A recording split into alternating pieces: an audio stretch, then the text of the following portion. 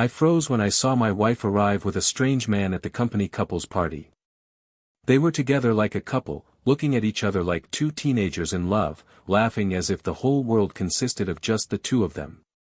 I was there, alone, standing with a glass in my hand that no longer made any sense, watching the woman I'd slept with for so many years, with whom I'd shared an entire life, parade alongside another man as if she'd never belonged to me, as if everything we'd built had been just a misplaced phase of her youth. There was no explanation, no shame, no hesitation. She walked across the room with him, hand in hand, while I watched her, my heart aching. And when our eyes finally met, she simply looked away. As if she knew what she'd done but wasn't sorry. And in that moment, as if the weight of reality crushed my chest, I understood. I understood what she wanted from her life, and it wasn't the life I had with her anymore. So, heartbroken, I left. I didn't argue. I didn't make a fuss. I just left. And the next day, without a second thought, I filed for divorce. She didn't mind. She just said she expected this. As if everything had already been decided before I even realized it. But the world has strange ways of rearranging itself. And when you least expect it, the pieces move with cruel precision. It was precisely at the moment when everything seemed to be falling apart that a figure from the past resurfaced, an old friend, who ironically was also her friend. She came with sweet words, a silent hug, a simple gesture of someone who didn't want to take up space, but wanted to be there. She was someone who had known me longer than my own ex knew she knew me. Someone who came with no promises, nor in a rush, only with the lightness of someone who knew what it was to love without needing to say it. We grew closer slowly. First through brief messages, then through long coffees, through aimless walks. And without realizing it, that comfort that seemed temporary was transformed into a reunion. Not of bodies, but of souls. And we rekindled. We rekindled something that perhaps had never completely died. Meanwhile, my ex went on with her life like someone trading in an old shoe for a new one, until the new shoe began to pinch, hurt, and eventually, tore.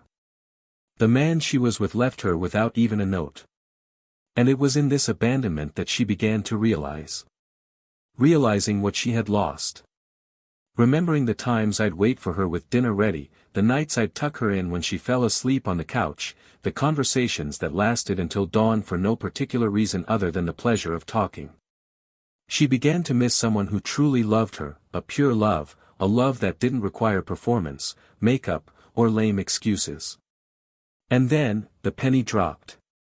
She understood that the love life had given her, she herself had let go. It was at this point that she decided to seek me out. Not in a rush, but urgently.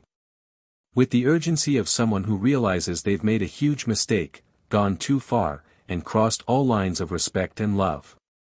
She sought me out in silence, observing from afar the life I was rebuilding. She tried to talk to me. She said she'd been confused, that it had been a moment, that she was lost, that the problem wasn't our love, but herself. She used all the arguments of someone who only realizes the value of a diamond when they've lost it forever. But what she didn't know, and perhaps never imagined, is that that friend, the same one who was there for me when everything fell apart, had been a silent witness to our entire marriage. She was the one who saw me cry for the first time over a veiled betrayal, even when I still thought everything was fine. She was the one who held me when I first fell apart, years before any company party, when my wife began to withdraw emotionally and I pretended not to notice. She was the one who heard the laments that even I didn't have the courage to put into words. And now, by my side, she wasn't just an old love rekindled. She was the safe haven I always needed but never had the courage to see while trapped in the illusion of a happy marriage. My ex, upon realizing all this, tried every way to get back. She sent letters, messages, and made unexpected visits. She told me she loved me, that she'd been foolish, that she'd traded gold for costume jewelry. But it was too late. Because true love doesn't wait forever, it protects itself. And now, protected by someone who truly sees me, I was no longer the man who would accept crumbs. I was a whole person. Rebuilt. Loved. But what she did next, no one expected. What she revealed in a last-ditch attempt to win my heart back turned everything upside down. Something that involved the very friend I was now with. Something she'd known all along but never had the courage to say. A revelation that could destroy everything we'd built up to that point, or it could unite us in an even deeper, truer way. It was something that harked back to the times when we were all friends, when everything was still innocent. A confession that shed light on events that, for years, had remained silent. What this woman did in the past and kept hidden for so long, even after betraying me and leaving me alone, is something that will change the course of this story forever. And when that truth comes out, when the pieces finally fit together, it will be impossible for anyone to come away unscathed. Now, the question isn't what she wants back, but whether I'm willing to reopen wounds or move on with someone who truly loves me, even if her past is directly linked to the pain I suffered. Because sometimes, the love of our lives is involved in the most difficult moment of our history. And that's precisely where the biggest dilemma of all lies. Those who betray, lose. Those who love, wait. But when true love also carries a secret, what should prevail? Truth, forgiveness, or pain? What this woman revealed, the moment she appeared again at my door, is something I still don't know if I can forgive. Because sometimes, the one who betrays us isn't just the one who abandons us, but also the one who watches silently as everything falls apart. And that's the story that needs to be told. Welcome to the channel. Here, we make one thing very clear: we do not support any kind of betrayal. All the stories told are fictional, created to show how much infidelity can destroy lives, relationships, and leave irreversible marks. This channel exists for touch, teach and warn. Now, get ready. What you are about to hear is a story shocking, intense and unforgettable. Take a deep breath, and good story. Daniel and Alisa met on a shy autumn day, when golden leaves still covered the ground and the rush of life seemed to slow down just to watch what was blossoming between them. It wasn't an explosive love, or one that begins with a storm and ends in calm. It was a slow, serene development, but full of small certainties that accumulated in shared silences, in lingering glances, in hands that sought each other even without realizing it.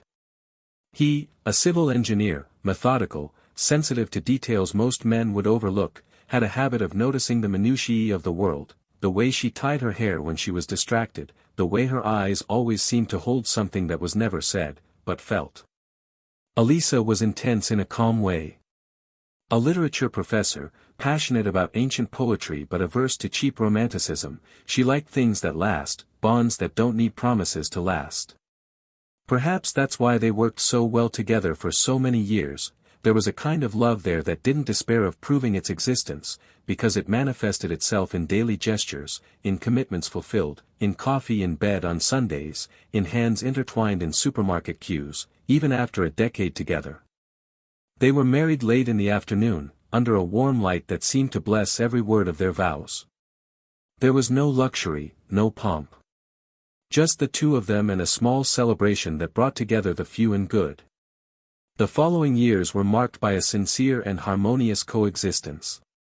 There wasn't the kind of noisy passion between them that many mistake for true love, but rather a solid, almost silent connection, built on mutual listening, constant support, and a tenderness that endured even the most difficult phases of their relationship.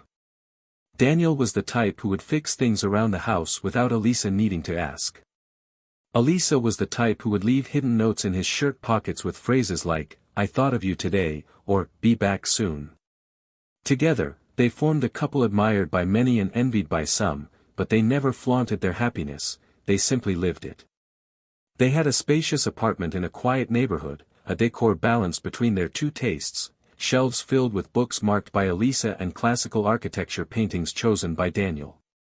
Their routine was comfortable, full of habits that became affectionate rituals: Friday night dinners, wine shared in identical glasses, TV shows they watched lying on the sofa with their feet intertwined, and short trips during long weekends, when they preferred the tranquility of a country cottage to the hustle and bustle of major tourist destinations. Life continued at a pace that might even seem monotonous to those seeking constant excitement, but for them, it was synonymous with stability, affection, and permanence. Over time, some changes took place. Daniel began working outside the home, receiving more demands and challenges at his company. Alisa, in turn, took on the role of pedagogical coordinator at the school where she taught, which significantly increased her workload but also her professional satisfaction. Both admired each other's individual achievements. There was never a demand for attention or competition for space. Each victory was celebrated as a victory for the couple. Still, with the rush, their meetings slowed down. Conversations became more practical than emotional. Caresses were replaced by quick touches. The once intense intimacy settled into a lukewarm and predictable place. But neither of them seemed to really mind. They believed, or wanted to believe, that this was part of the maturation of any relationship. Passion gives way to partnership, they said, and partnership is what sustains love. Alisa maintained a small but strong social circle. One of these friendships was with Lara, a former college classmate who had become a fixture at Sunday lunches, birthdays, and life's small celebrations. Lara was spontaneous, full of strong opinions, but also observant and sensitive to the silences of others. She knew the couple's journey well, knew their ups and downs, their shared dreams, and the small frictions that occasionally arose. Daniel always respected her. There was never any awkwardness between them, just a discreet complicity of those who share a common bond with the same person. Over time, Alisa came to trust Lara as someone who was part of the family, one of those friends who didn't need an invitation to come in or open the fridge. She was someone I knew far more than what was revealed on social media. The couple's life seemed peaceful to outsiders. There was a predictable routine, but it worked for them. Vacations were planned months in advance, dinners with friends were split between the two groups, and the weekends were always reserved for simple outings, a walk in the park, an afternoon movie, pizza on the porch. There were no grand adventures, but there was consistency. And for a while, that seemed enough. Daniel felt secure in their marriage. Alisa felt she had someone trustworthy and present by her side, a man who didn't need to be romantic to be essential. There was a naturalness in the way they cared for each other, as if knowing that, even without words, they would always have a place to rest their fragility. But life doesn't usually follow linear paths. Small cracks begin in imperceptible places. A glance that lingers longer than it should, a prolonged absence, a stray sentence. Daniel began to notice that Alisa was more distant. Not physically, she was still there, but emotionally. Their conversations became shorter, the silences longer. When he talked about his work projects, she listened with a mechanical attention. When she talked about her challenges at school, he listened with the attitude of someone present but not absorbing. Little by little, their desires no longer met in the same places. The series they used to watch together now happened at different times. Trips began to be postponed. Sundays became quieter. And yet, neither of them seemed to have the courage to name what was slowly settling between them. Lara, as always, was still present. She noticed changes but avoided comment. I knew every couple has their cycles, their silences, their attempts. But I observed carefully. I noticed when their eyes no longer met at dinner, when their hug seemed less lingering, when Alisa's voice sounded too tired for a normal day. Daniel, for his part, still believed it was just a phase. That every relationship went through periods like this. That all it took was time, patience, and everything would be right again. He believed love still existed, even if a little quieter, less visible. He wasn't the kind of man who gave up easily, not on people, not on stories. He came from a family where love was believed to be about permanence, about trying, about daily choices. And he chose to stay. He chose to believe. The days went by with a strange taste of déjà vu. The same conversations, the same plans, the same promises that they would soon take a vacation, or that they needed to set aside time just for themselves. But nothing changed. Alisa, even immersed in her routine, seemed to carry a hidden restlessness. She didn't complain, didn't demand anything. But her eyes carried a kind of absence, as if she were only physically present. Daniel sensed it. And yet, he couldn't confront her. He was afraid of the answer. He preferred to believe it was just fatigue. That the love was still there, just dormant. And so he continued, day after day, trying to rekindle that which no longer responded in the same way. Small gestures, undated gifts, impromptu dinners. But nothing seemed to make a difference. Meanwhile, Lara became a point of balance. Always available, always light, always present. But never invasive. She simply followed closely, as if understanding that sometimes, it's better to be present than to have an opinion. And, without anyone realizing it, she knew more about Daniel's feelings than he himself could comprehend. She knew the absences, the fears, the hopes he still harbored without realizing they were becoming illusions. She knew because she observed. And because she felt. After all, sometimes, those who observe from the outside can see more clearly what those involved refuse to see. It was in this setting of silence, absence, and silent attempts that the story began to change its tone. No major ruptures, no scandals. Just the subtle erosion of a love that didn't die, but was slowly suffocated by choices, omissions, and misunderstandings. Until the day everything would become clear. Until the day the presence of a third body would pierce that marriage like a bolt from the blue. But that was yet to come. The week before the company event, Daniel sensed something about Alisa had changed more clearly. It wasn't just the emotional distance that had been creeping in over the months, but a kind of rush in her eyes, a constant shift in focus, as if her mind were always elsewhere. He began to observe her gestures more closely, the habits they once shared that now seemed to have become obligations. He noticed, for example, that she had swapped her usual perfume for a sweeter fragrance, something she had always said she disliked. He also noticed that she carried her cell phone glued to her body all the time, even taking it into the bathroom, and had started using the password even at home, something he had never done before. Daniel, however, was the type to avoid hasty judgments. He preferred to believe in a difficult phase, in overwhelm, in anything that wouldn't force him to face the idea that he might be losing the woman he had loved most in his life. That Friday, Alisa came home late. She said she'd had an extra meeting with the teaching staff, that there was a problem with a student and that she needed to stay to resolve it. Daniel, as always, believed her. He was preparing a risotto she used to love and left dinner on low heat to wait for her.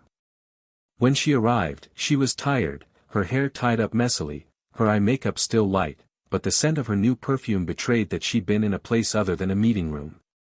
She sat at the table, ate a little, smiled tightly at his attempts at conversation, and went to bed early, claiming exhaustion. He watched her leave the kitchen, walk slowly up the stairs, and at that moment, he felt a strange chill in his chest, as if he'd lost something that was still there. He couldn't eat anymore. He sat there, silent, trying to understand what was happening, but without the courage to name it. On Saturday, while she was saying she was meeting a friend for coffee, Daniel was surprised by a text message from Alisa that accidentally appeared on the display of their shared car. It was short, but enough to trigger a nagging alarm. "I'm looking forward to seeing you today. Thank you for yesterday. You make me feel alive." He froze. It wasn't signed. And the contact appeared only with an emoji. He didn't say anything to her at that moment. He simply observed, absorbed, and remained silent. He returned home, opened his computer, searched for all the memories of the last few months, and began organizing the events in his mind like pieces of a puzzle that, for the first time, was beginning to make sense. The absence, the silences, the new perfume, the extended meetings, the growing distance.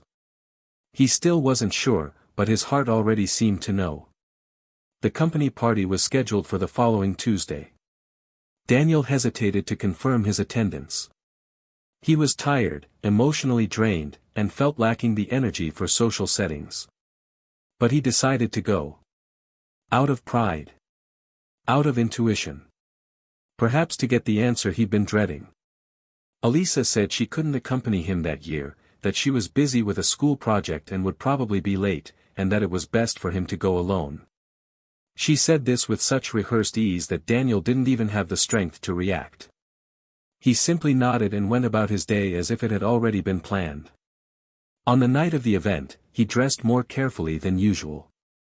He chose a new suit, applied the perfume she always praised, and arrived at the salon with a polite smile, even though his soul was in ruins. For the first hour, he chatted with co-workers, exchanged pleasantries, and answered questions about Alisa with disguised ease. He avoided alcohol. He wanted to be lucid. He wanted to see everything clearly. That's when he saw her. The salon door opened slowly, and for a few seconds, time seemed to stand still. Alisa entered, wearing a red dress he'd never seen before, her hair loose in light curls, perfect makeup, and a sparkle in her eyes he hadn't seen in a long time. But she wasn't alone. Beside her, an unknown man, about 10 years older than her, smiled with a confidence only someone who feels secure in their surroundings can muster. And they were holding hands. Daniel couldn't move. The glass he was holding was stuck between his sweaty fingers. His heart raced uncontrollably, and for a moment, he thought he might faint. That image was a silent stab. More than the act itself, what hurt was the certainty that Alisa knew he would be there. That, even so, she had chosen to attend with another man. There was something cruel in that decision. Something that escaped rational comprehension. She saw him. They locked eyes. And she looked away. Without hesitation, without guilt on her face. She continued walking with the other man, laughing, greeting her colleagues, as if Daniel had never existed. He, in turn, felt his stomach tighten. He left the salon, walked slowly across the parking lot, and got into his car. His hand trembled as he put the key in the ignition. He couldn't start the engine. He cried for the first time in years. Not a silent, controlled cry, but a desperate, deep cry, the kind that tears your chest apart from the inside out. He cried until he was out of breath. The next day, Daniel said nothing. He didn't look for Alisa. He just went to the notary's office. He filed for divorce. He chose the quickest option, without division of assets, without mediation. He wanted nothing from her. No explanations. No forgiveness. He wanted distance. Peace. When the document reached Alisa's hands, she simply signed.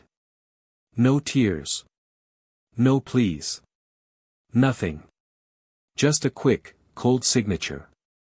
That sealed the end of a story that, in his eyes, could still have been saved. To her, it seemed like just another page turned. In the days that followed, Daniel withdrew into himself. He avoided friends, avoided responding to messages, and spent his time between work and bed. The pain of betrayal still throbbed on his skin like a fresh burn. Sometimes, he thought about calling her. About asking why. About knowing when it all started. But he always gave up. He didn't want answers that might only hurt him more. Until one day, unexpectedly, he received a visit. Lara showed up at his door with a bag of supplies and a simple cake she'd made herself. She said she was worried, that she hadn't heard from him, that she missed their conversations. Daniel welcomed her without resistance. For the first time since the breakup, he allowed himself to be welcomed. From that meeting on, new bonds began to form. Lara listened to him attentively, without judgment. She didn't interrupt. She didn't try to justify the unjustifiable. She just listened. And little by little, her presence began to fill the empty spaces Alisa had left. Daniel felt comfortable by her side. He didn't need to feign strength. He didn't need to hide his sadness. He was accepted in his fragility. And this healed him, little by little. No rush, no pressure, just presence. Over time, they began to see each other more often. Dinners, coffees, walks. They laughed together. They shared memories. They rediscovered the pleasure of small connections. And then, without either of them needing to say it, they realized they were falling in love. But unlike their previous love, this one didn't come with promises. It came with maturity. With care. With truth. Meanwhile, Alisa began to unravel. The man she'd shown up with at the party turned out to be distant, unstable, absent. After a few weeks, he simply disappeared. No excuse. No messages. Just gone. And then, the silence she'd chosen began to scream. The void she'd ignored began to weigh heavy. And for the first time in a long time, she found herself alone. And alone, she began to remember. The good days. The coffees. The notes. The calm love Daniel offered. The peace she traded for fleeting euphoria. And silent regret began to invade every corner of the house. Every memory. Every forgotten object.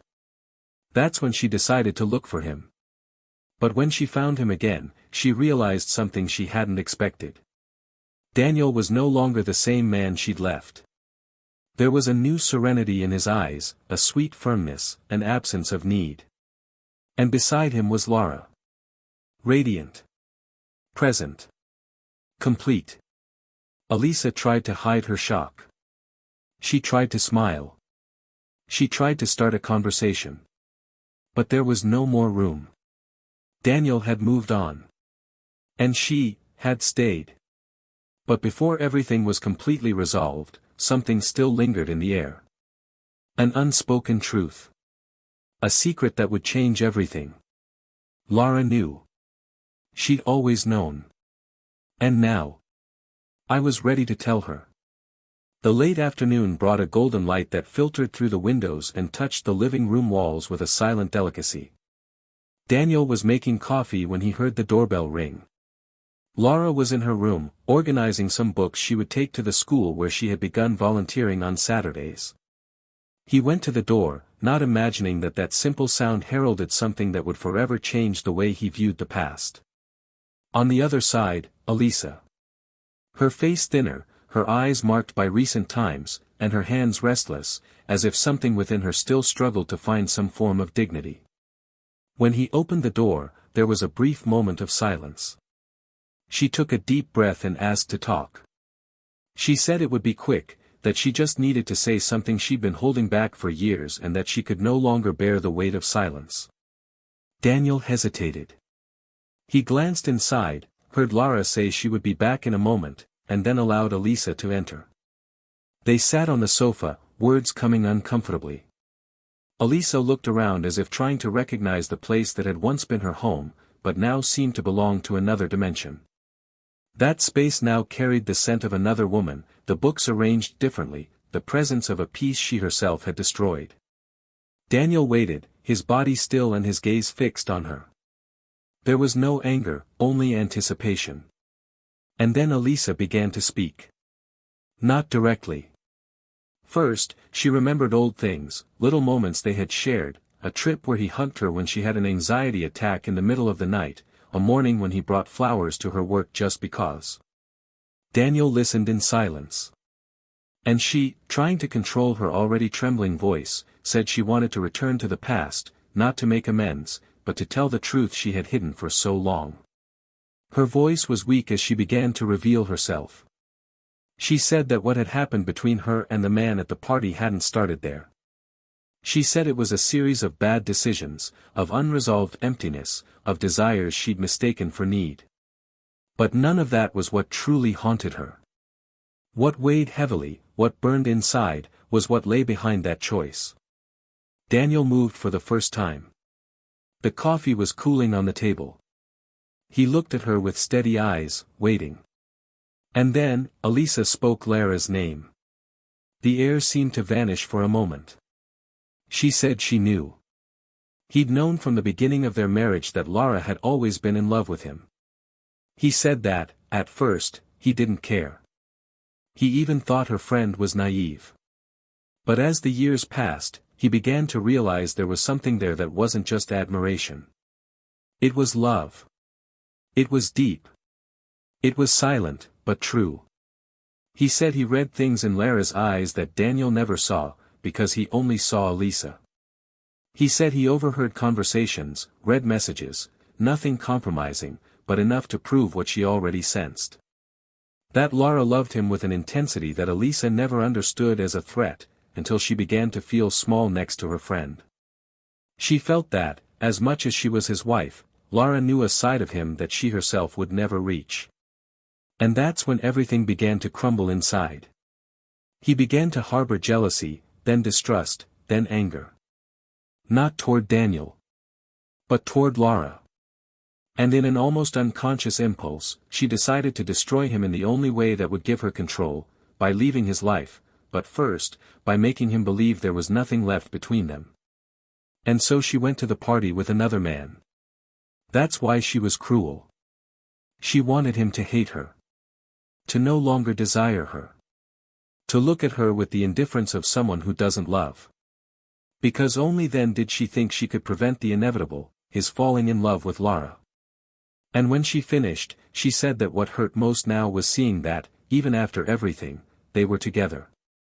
That she had destroyed a love for fear of losing it to someone who, in truth, never fought for it, only loved him silently. Daniel remained motionless. The revelation was a knife that didn't just cut his skin, but pierced places inside him he hadn't even known existed. His heart pounded. His breathing was heavy. His mind tried to reorganize everything. He thought of all the moments Lara had been there. Of all the advice. Of all the looks. Of all the times she'd listened to him cry for Alisa, of all the times she'd encouraged him to carry on, of all the times she'd hugged him without asking for anything in return. He thought of how she'd never, not even once, tried to put herself in Alisa's shoes. And he thought of how, now, Lara's silence carried a new weight. It wasn't just companionship. It was hidden love. It was a feeling she'd hidden even from him. Lara came downstairs just as the silence between them became unbearable. She saw Alisa sitting on the sofa and hesitated. Daniel looked at her as if searching for answers he couldn't formulate. Alisa, with tears in her eyes, stood up. He said he'd already said what he needed to. That now everything was in their hands. And he left. The door closed with a dry sound that reverberated in Daniel's chest. He looked at Lara, who was now approaching with a look of mixed guilt and serenity. She didn't try to justify herself. She simply sat beside him and said it was true. That she loved him. Always. Since before Alisa. That their love began small but grew over time, with gestures, with admiration. He said he never wanted to be the cause of anything. That he never thought of destroying what they had. That was why he kept quiet. Because I knew it wasn't hers. And that's why he chose to be present without intruding, without asking, without declaring. Because her love was quiet. It was whole. It was too deep to be imposed. Daniel listened to her, his heart screaming. Everything inside him seemed to collapse and rebuild at the same time. He felt betrayed, not by Lara, but by life, for not having realized it sooner, for having lived so long without seeing what was right before his eyes. But he also felt something new. A silent gratitude. An understanding that slowly grew within him. He stood up. He went to the window. He looked at the sky, which was beginning to darken. The streets were turning orange, and the world continued its rhythm, oblivious to the chaos unfolding inside that room. He turned to her and said he needed time. Not to decide if he loved her. But to understand how to love someone who had been with him all along, but never within reach of his feelings. Lara nodded. With teary eyes, he said he would wait. As he always had. Because sometimes true love doesn't scream. It just remains. Discreet. Firm. Real. And in that moment, without promises, without oaths, they understood that what existed there was more than a new beginning. It was the start of something that was always destined to happen, even if it took a storm to finally emerge to the surface. But there were open wounds. And some answers still needed to be found.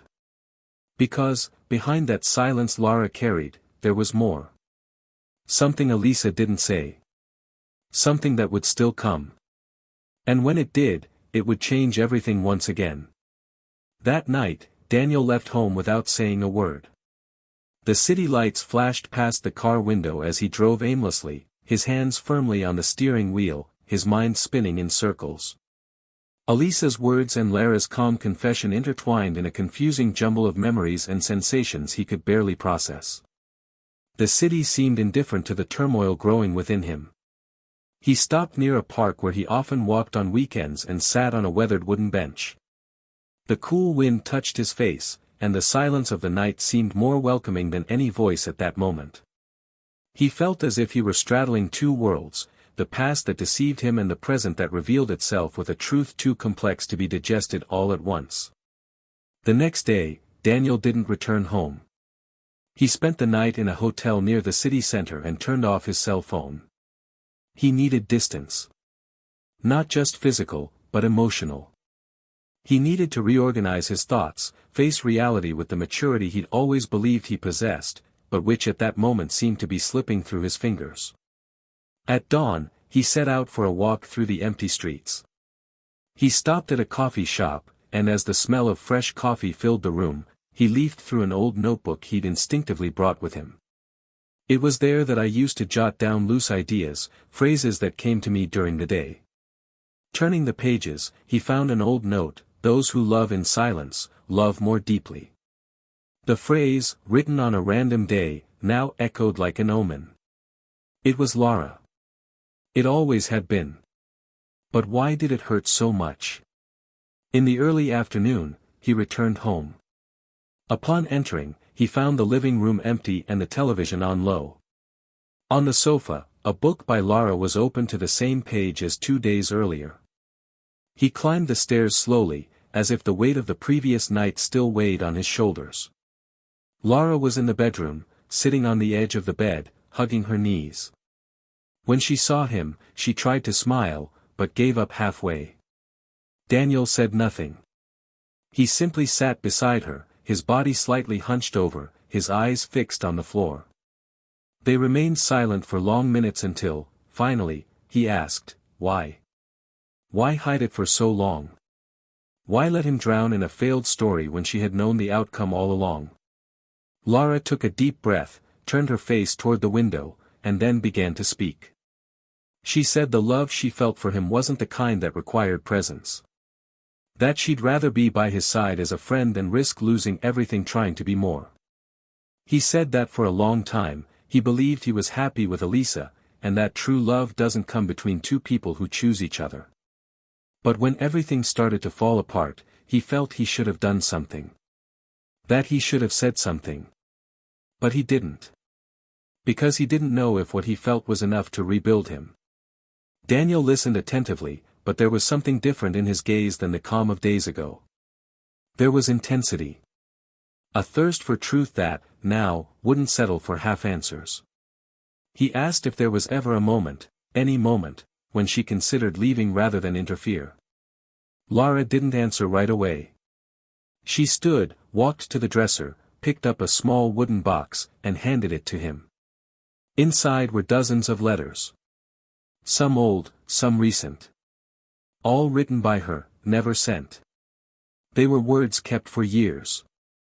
Confessions of a restrained love, accounts of moments when she felt jealousy, pain, hope. Letters written after birthdays where she was present as a guest, but with her heart in pieces. Daniel read the first few lines in silence and was overcome by a wave of feelings he couldn't name. There was tenderness, there was hurt, there was compassion. But above all, there was the realization that, for all this time, someone had loved him more than he ever imagined possible. That night, they slept in the same bed, but without touching. There was a space between them that wasn't just physical, it was emotional. A space that only time could fill. In the days that followed, Daniel plunged into deep reflection. He thought about the years with Alisa, the silences he accepted, the signs he ignored. He thought about Lara, how she was always there, not as a shadow, but as a light he didn't have the courage to see. He reread each letter in the box. Some made him cry, others made him smile. And at the end of them all, there was one certainty, that love was real. It wasn't born of a moment of need, nor of opportunism. It was born of coexistence, of admiration, of constant care.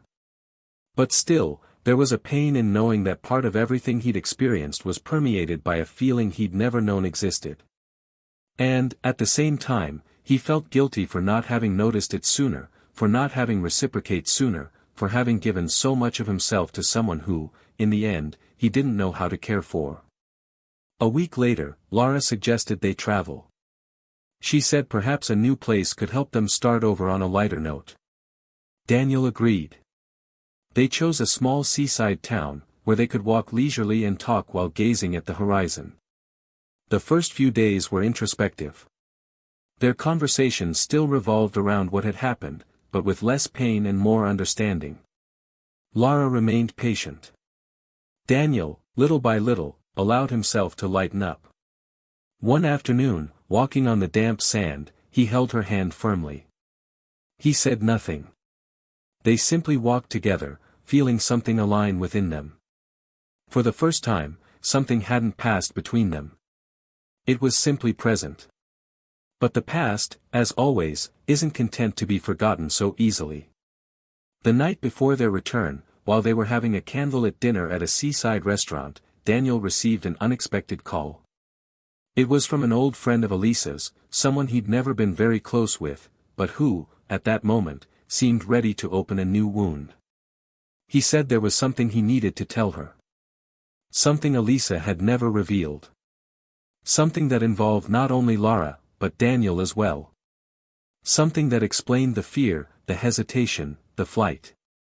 He hung up without promising anything. But the seed of doubt had already been planted. On the way home, the silence between him and Lara was different. It wasn't uncomfortable, but it carried something new. Daniel didn't tell her about the call. He kept it to himself, perhaps out of fear, perhaps instinct. I wanted to believe nothing else could shake what they were building. But deep down, something bothered him. That woman wasn't the type to make up stories. If you looked for her, it was for a reason. 2 days later, he decided to meet her. They arranged to meet at a discreet cafe. When he arrived, she was already waiting for him. She was a discreet woman, but with a look that said more than any rehearsed phrase. After a few minutes of casual conversation, she was direct. She told him that years ago, long before the party, before any sign of trouble in the marriage, Alisa discovered something by chance. She said that Lara had been the first woman with whom Daniel had a true emotional connection, still in his teens, but that they had gone their separate ways and never committed anything. Alisa learned this through a forgotten conversation in a notebook he had left at home. At the time, she was shaken. She felt that the love she received from him was a leftover, that there was someone in his story who would never cease to exist. And since then, she began to harbor ambiguous feelings, love and competition. And it was this that, little by little, made her withdraw emotionally, until she gave in to the urge to get involved with someone else. Daniel stood still. The revelation shocked him not so much for its content, but for the depth of the pain it conveyed. What he thought was the common wear and tear of a marriage was, in fact, a silent process of self-defense. Alisa didn't betray him simply out of desire or escape. She betrayed him because, from the beginning, she felt she wasn't the first. That she wasn't irreplaceable. And the tragedy of it all was that she was right. Because, somehow, Lara was always there. Not in attitudes, not in actions, but in the invisible space occupied by those who truly leave their mark. He returned home in silence, his heart torn between compassion and anger. Lara was in the garden, watering the plants. When she saw him, she knew immediately something was wrong. They went in. They sat down. Daniel told everything. No beating around the bush. Lara listened with teary eyes. She said she never hid that part of the story out of malice. That she thought it was a teenage thing. That it was in the past. And that she never thought Alisa knew. Daniel, silent, just nodded. And then, in a firm voice, he asked, if all this is true, why did she never say anything? Why did she pretend love blossomed only later? Lara took a deep breath. He said he didn't want to compete with a ghost. That he preferred their love to be an adult choice, not a rehash of what was unresolved. And she concluded by saying that, despite everything, she still loved him. Even now. Even with all the scars. Daniel stood up. He walked around the house as if trying to find himself. He looked at the objects, the paintings, everything they had built together in the last few months. And he understood. He understood that true love isn't clean. It isn't perfect. It's full of untold stories, of intertwined pasts, of pain that will never be completely forgotten. But still, it's love. He returned to where Lara was. He sat down again. He held her hand tightly. And for the first time, there were no questions. Only the certainty that, despite everything, they were exactly where they were supposed to be. Together. Whole. True. And ready to begin. Even though it had all started long before. The weeks that followed were marked by a silence more reflective than uncomfortable. It wasn't a separation, but a mutual need to absorb everything that had been revealed, to understand the true weight of the words spoken, of the feelings that, after so long contained, were now exposed, vulnerable, human. Daniel and Lara walked around the house as if relearning to inhabit the same space. Nothing seemed to have been destroyed, but everything had shifted. And in that process of emotional reorganization, time played a crucial role, like a silent mediator between what still hurt and what was beginning to heal. There was affection, there was presence, but there was also hesitation, and it was in this hesitation that the dilemma he carried lay. Could he fully love someone who had always been by his side while he belonged to another? Could he give a new and fair love to someone who, through no fault of his own, was part of the origins of his breakdown? Lara, for her part, didn't pressure, but carefully observed every gesture, every lingering look, every wordlessness. She knew Daniel didn't blame her, but she understood that love needs more than just a lack of guilt to blossom peacefully. She also knew it wasn't easy to live with the certainty that it had been a silent love for so long, but now had finally become a revealed love. And when love emerges from the shadows, it carries with it not only the light, but also all the doubts that had previously hidden in the shadows.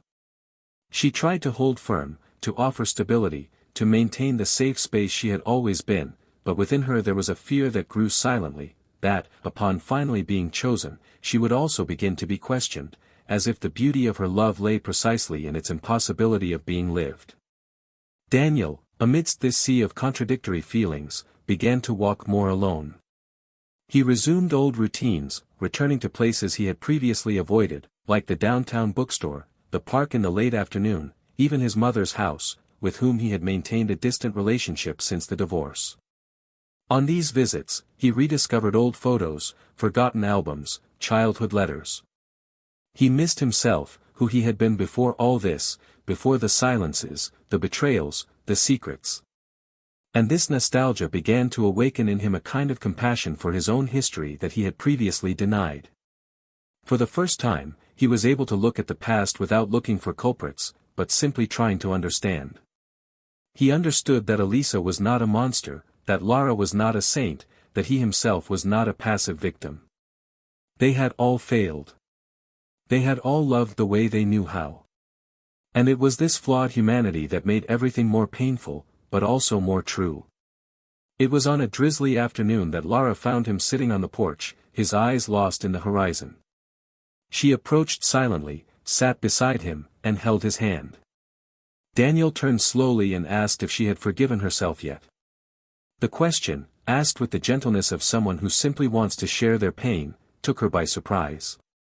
Lara was silent for a few seconds, then replied that she didn't know yet. She said that sometimes she felt guilty for having loved someone in a relationship, even if they never acted with ill intent. That sometimes she wondered if that love would have been easier if it had happened in another time, in another body, in another life. Daniel then squeezed her hand tighter and said he, too, didn't know if he had forgiven himself. That he was still trying to understand whether loving again was an escape or a reunion. But that, despite the uncertainty, when he looked at her, he felt there was something worth saving. These moments of shared vulnerability became more frequent between them. They were no longer as afraid to express their feelings, even when they were confusing or painful. This created a new layer of intimacy between them, one that depended not only on affection, but on the courage to remain even when love was no longer comfortable. Still, doubts emerged like small cracks in the concrete they were trying to build. At a dinner with mutual friends, Daniel noticed glances, veiled comments, indirect questions. He realized that, in the eyes of many, Lara was still seen as the woman who waited too long, and he, as the man who gave in too easily again. This bothered him more than he imagined. Not because of others' opinions, but because he realized that his own insecurity still gave way to these doubts. That night, they argued for the first time. Nothing violent, but real. He questioned Lara's silence over the years. She responded by asking if he would have believed her if she had spoken. The answer didn't come. But what remained in the air was heavier than any word spoken. In the following days, they tried to regain their balance. They took a short trip, revisited good memories, and shared new plans. But despite the effort on both sides, a shadow still lingered between them. And that shadow gained a name when, unexpectedly, Alisa sought them out again. This time, not to beg for their return, nor to confess. But to deliver something. An envelope. She said she no longer wanted to carry it with her. And she left without waiting for a reply. Inside the envelope was a letter she'd written months before the separation. A letter she'd never had the courage to deliver. In it, Alisa spoke of the feeling of living alongside a man who seemed to love someone else, even if he'd never said it out loud. She said that, no matter how present, kind, and supportive Daniel had been, she always felt there was a part of him that was never completely hers. That there was a space in his soul she couldn't enter. And that, over time, this had destroyed her self-esteem, her faith in marriage, her very identity. The letter didn't justify, but it explained. And once again, Daniel found himself faced with a moral dilemma. Was it fair to judge Alisa solely on her final act, without considering all she had endured in silence? What if, somehow, she had merely reacted to the pain of feeling passed over without ever actually being rejected? Lara read the letter in silence. Then she looked at Daniel and said she didn't know what hurt more, realizing that Alisa feared her so much or realizing that Daniel never realized how much this hurt Alisa. He didn't respond immediately. He was immersed in his own flaws, in everything he didn't see, in everything he never had the courage to admit. For the first time, he understood that love is also being blind. And that the pain of those who were left behind can be as deep as the pain of those who never felt chosen. They sat in the living room for hours, without exchanging many words, just sharing the same space, trying to understand if the love between them would survive so many truths. In the days that followed, Daniel began to write. He grabbed his old notebook and began filling the pages with everything he felt. Not to post, not to show. But to organize. He wrote about Lara, about Alisa, about himself. About the mistakes he made, the silences he ignored, the signs he pretended not to see. And little by little, this process brought him a new clarity. He realized that true love isn't the kind that arrives ready-made, but the kind that is built amidst the ruins. And more than that, he understood that forgiving someone is also forgiving yourself for having loved them despite everything. It was on a cloudy afternoon, after a long walk, that Daniel made a decision. He returned home, found Lara on the porch, reading. He sat beside her, took her hand, and told her he had decided to stop running. That he no longer wanted to live among pasts. That he truly wanted to start over. But he could only do so if she, too, was ready to leave the silence behind. Lara looked at him with teary but serene eyes. He said he had waited for this moment for years. Not the request, but the choice. And now, finally, she felt he saw her. Not as a substitute, not as a refuge, but as destiny.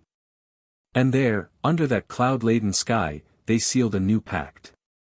A pact that didn't erase the pain of the journey, but that chose to move forward despite it. The regressive action of that story wasn't marked by grand gestures, but by small, constant decisions.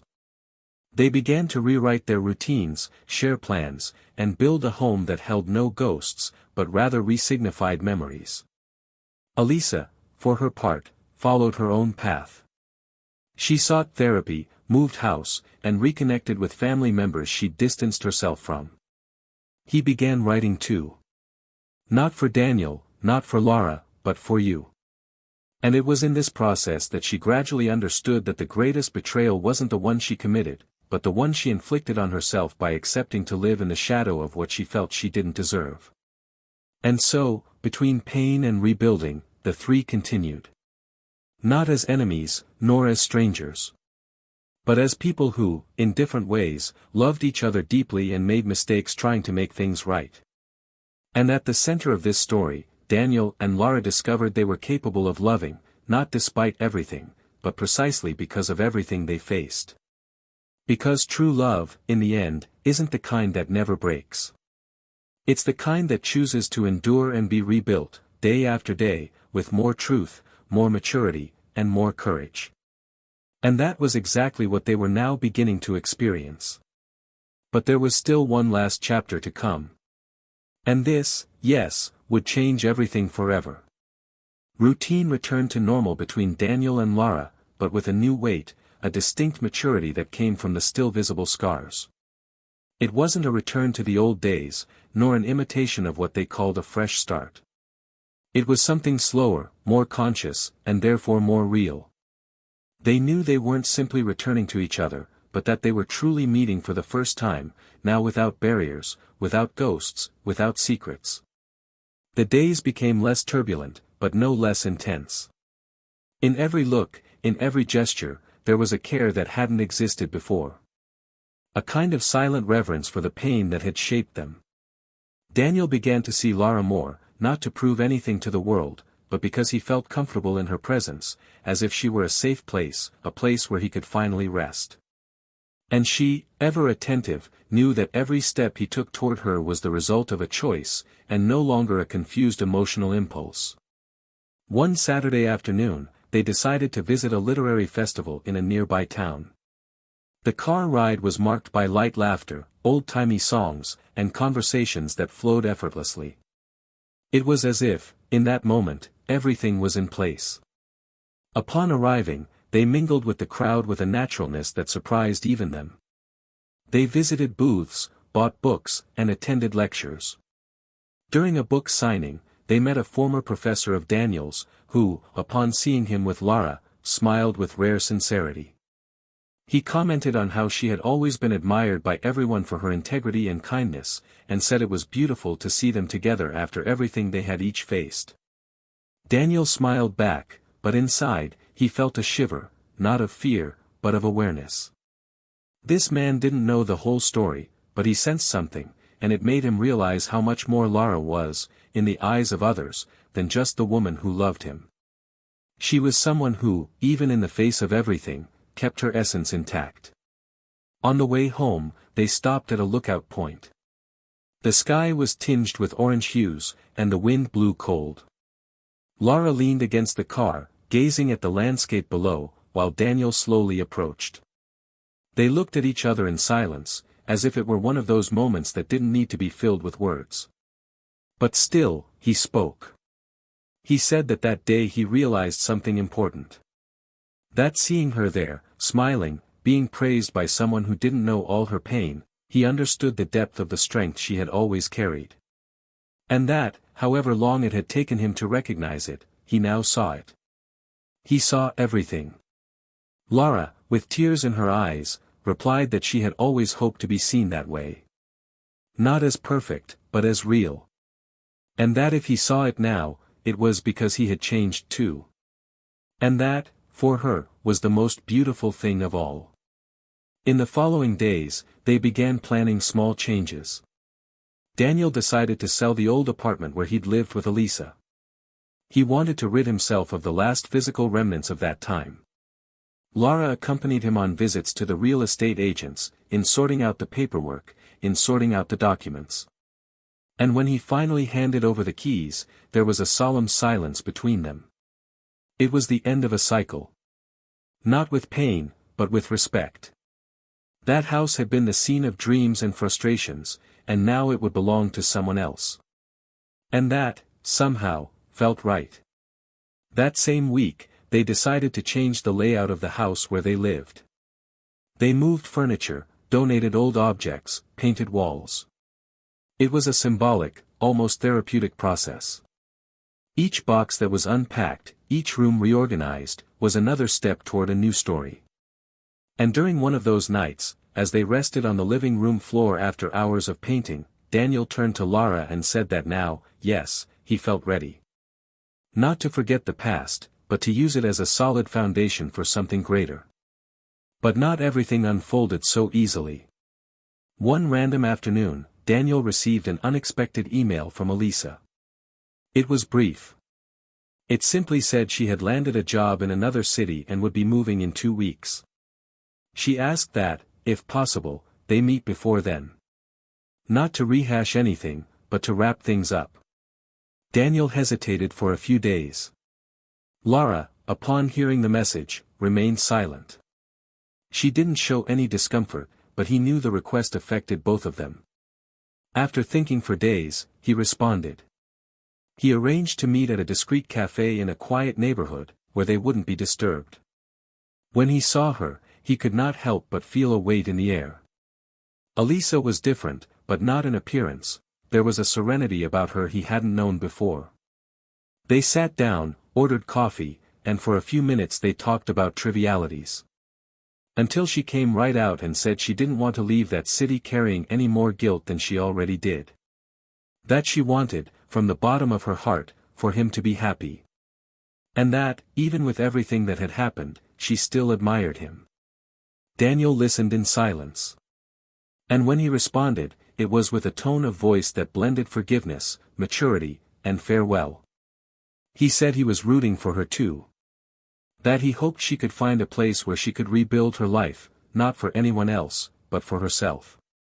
And that, despite everything, he knew that, at some point, they had truly loved each other. As they left the cafe, they embraced. And that embrace was more liberating than any conversation. A cycle had closed there. No hurt, no rancor. Just the knowledge that it was time to move on. Lara waited for him on the porch when he returned. Daniel sat beside her and told her how the meeting had gone, the details, the words. He left nothing out. And this, more than any gesture, reaffirmed the trust they had been building between them. Lara listened attentively, and in the end, she simply said she was proud. Not for the way he had said goodbye to Alisa, but for realizing that he now knew what he wanted. And that this made all the difference. In the following days, they began to make more concrete plans. They talked about trips, projects, the possibility of working together on something new. And, for the first time, they began to consider the idea of starting a family. Not as a patch for the past, but as a natural consequence of a love that, despite all the pain, had endured. However, a new dilemma emerged, this time more subtle, quieter, but equally complex. Daniel began receiving messages from people in Alisa's old circle, questioning his stance, insinuating that he had been insensitive, that he had moved on too quickly. They were malicious comments, biased opinions, people who had never known the intimacy of pain but felt entitled to judge. This began to affect him. Not out of guilt, but out of injustice. He felt exposed, interpreted by eyes that saw only the surface. And, once again, he needed to retreat to understand his limits. Lara noticed his anguish. And in a sincere conversation, she said it was time to stop giving importance to what came from outside. That the life they were building didn't need approval, only truth. And that, if there was still noise, it was because some people were still stuck in versions that no longer existed. Daniel listened, absorbed, and, little by little, learned to silence what came from outside to listen to what really mattered, the love that was growing between them, now stronger, more mature, more conscious. One night, during a simple dinner at home, Daniel looked at Lara as she talked about a new project and realized something profound. He had not only overcome the past, he had become a better person because of it. And Lara, with her firm and gentle presence, had been the guiding thread of this transformation. Not as a savior, but as someone who chose to love even in the face of chaos. And there, in that moment, he understood that their love was not a reward for having endured, but a daily choice they both made, even in the face of their scars. He stood up, walked over to her, and, without rehearsal, without grandiose words, simply said he was ready. Ready for anything. For life. For the future. For whatever might come. Lara hugged him. And in that embrace was everything, the past that had marked them, the present that united them, and the future they could now finally build together. But as in every great story, there was still one final surprise. Something that, despite all the path traveled, would still come to test the depths of forgiveness, courage, and the depth of true love. And once it comes, there will be no turning back. Because some truths, when revealed, change not only feelings, but entire destiny. Months had passed since the last silence was broken, since decisions were no longer driven by insecurities and began to be guided by the conscious choice to move forward. Daniel and Lara had found, within themselves and among themselves, a place of truth that didn't depend on external acceptance, nor on the need to prove anything to the world. What they had built, with so much effort, with so much loss, with so much pain, was solid not because of the absence of cracks, but because they had learned to fill them together. They lived simple but meaningful days. Small gestures, words spoken at the right moment, silences that no longer hurt. It was a love less urgent and more present, less idealized and more human. Life now moved more lightly, not because the ghosts had disappeared, but because they had learned to live with them without fear. One Sunday afternoon, while they were renovating one of the bedrooms to turn it into a small work studio, Daniel found a forgotten box at the back of the closet. Inside, among old papers and faded photos, was a sealed envelope with Alisa's name on it. It was something he had never seen before. Curious and a little apprehensive, he called Lara over, and together they sat on the floor to open it. It was a letter written shortly before her permanent move to another city, but never sent. The handwriting was firm, the words direct. Alisa said that, in the last days before leaving, she had done something she wasn't sure whether or not to reveal. She said that, after the divorce, in a mix of hurt and impulse, she sought out the man she had cheated on him with, and was rejected.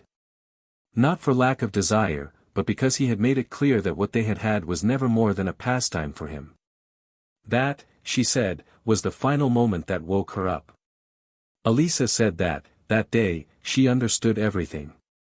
She understood that she had lost someone who truly loved her, and that she had traded love for a reflex, for a fantasy of freedom that led nowhere. In the letter, he apologized not only for what he did, but for what he failed to do. For all the times he remained silent when he should have spoken, for all the days he chose to walk away when there was still time to fight. And he concluded by saying that he hoped Daniel and Lara would be happy, because if there was one thing she had learned from all of this, it was that true love isn't about who got there first, but about who stayed when everything fell apart. Lara read the letter in silence, and when she finished, she placed it back in the envelope with almost ritualistic care. There was a symbolic closure, not just to a story, but to a pain. Daniel, his eyes fixed on the ground, breathed deeply. He felt neither anger nor pity, but a deep regret for everything that could have been different. But that feeling, unlike in the past, did not paralyze him. It was a regret that taught, that matured. In the following days, they kept the letter along with other old memories. Not out of nostalgia, but because they knew that this is what life is made of, things that hurt and heal at the same time. One day, Lara received a call. It was Alisa. The two hadn't spoken in over a year. Alisa had returned to visit her mother and, impulsively, decided she wanted to talk to her. Lara hesitated, but accepted. They met in a discreet cafe. There was no tension, no resentment. Alisa was different, thinner, more sober, calmer. She talked about her new life, about the lessons learned, about her mistakes. She asked for forgiveness with her eyes before opening her mouth. She said that, looking back, she saw clearly how much she had destroyed something valuable out of fear, pride, and insecurity. Lara, who had listened without interrupting, responded firmly and sweetly. She said she had already forgiven long before that conversation, not because Alisa deserved it, but because she herself deserved to live free from it. They said goodbye with a hug that, though brief, carried a world. They wouldn't become friends, but now they were no longer ghosts to each other. Over time, Alisa decided not to return to the city where everything had fallen apart. She chose to rebuild her life far away. She went back to school, started teaching, and made new friends. She still missed what she lost, but now she used that absence as a reminder of what she should never repeat. She was alone, yes, but for the first time, she felt at peace with herself. She realized that the love she had sought so long outside needed to be cultivated within. And it was on this new path, quieter and more intimate, that she found a different kind of happiness. Not blatant, not vibrant, but serene. And that, for her, was enough. Daniel and Lara continued to write their own story with their feet on the ground and their eyes on the future. After much discussion, they decided to take a bigger step. They married in an intimate ceremony, surrounded by close friends and family who had been closely involved throughout their journey. There was no ostentation, no empty promises. Just sincere vows of love, respect, and presence. They built a new home, this time planned by both of them from the ground up. And when life tested them with small, everyday conflicts, they knew, if they had overcome what they had, they could face anything, as long as they were together. But what most marked that new cycle wasn't the wedding, nor the plans for the future. It was a simple gesture.